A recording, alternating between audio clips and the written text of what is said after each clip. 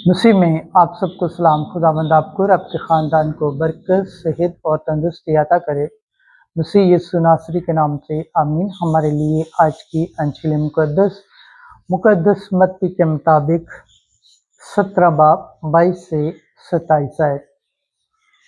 वो इब्ने इंसान को कत्ल करेंगे और वो तीसरे दिन जी उठेगा। बेटे जिजिया से बरी हैं। खुदा बाप, बेटी और रूह कुद्दस के नाम से आमीन। एक दिन जब यीशु और उसके शागिर्द जलील में ठहरे हुए थे तो यीशु ने उनसे कहा, ज़रूर है कि इब्ने इंसान आदमियों के हाथ में हवाले किया जाए और वो उसे कत्ल करेंगे और वो तीसरे दिन जी उठेगा। इस पर वो नहायत गमगीन हुए। जब वो कुफरनहूम में आए तो 2 दिरहम लेने वालों ने पतरस के पास आकर उससे कहा, क्या तुम्हारा उस्ताद 2 दिरहम नहीं देता? उसने कहा, देता है।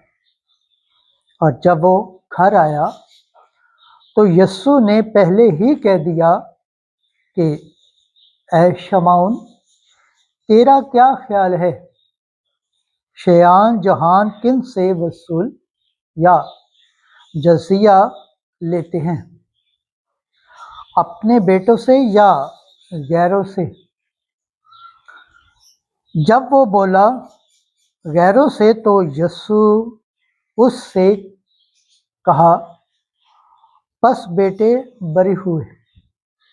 लेकिन ताकि उन्हें ठोकर ना खिलाएं, तू जाकर झील में बंसी डाल और जो मछली पहले निकले उसे ले, और जब तू उसका मुंह खोलेगा तो उसमें 4 दिरहम पाएगा।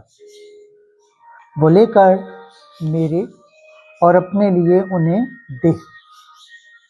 अंजिल मुकद्दस के वसीला से हमारे गुनाह माफ़ किए जाएं। एमसी तेरी सताइश हो।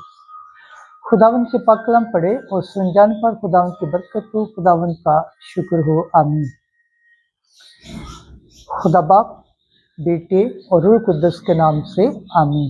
अजीज दोस्तों, आप सबसे गुजारिश है,